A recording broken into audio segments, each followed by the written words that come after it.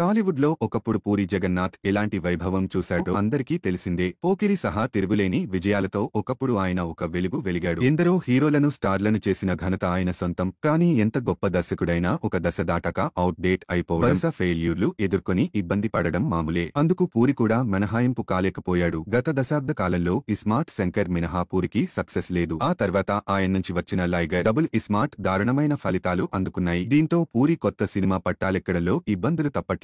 తెలుగులో పూరికి డేట్లు ఇచ్చే స్టార్ హీరో కనిపించడం లేదు. నిర్మాతలు దొరకడమూ కష్టంగానే కనిపిస్తోంది.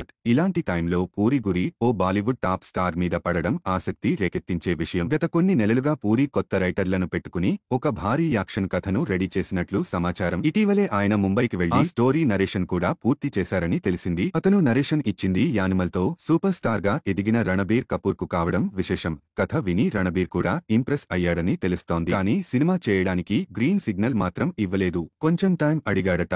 మరి నిజంగా రణబీర్ కపూర్ కనుక ఈ సినిమాను ఓకే చేసి దీన్ని పూరి పట్టాలెక్కించగలిగితే అదొక సెన్సేషన్ కావడం ఖాయం. కెరీర్లో ఈ దశలో రణబీర్తో పూరి సినిమా ఓకే చేయించగలిగితే గొప్ప విషయమే. పూరి ఈసారి బాలీవుడ్లోనే సినిమా చేయాలని పట్టుదలతో ఉన్నాడట.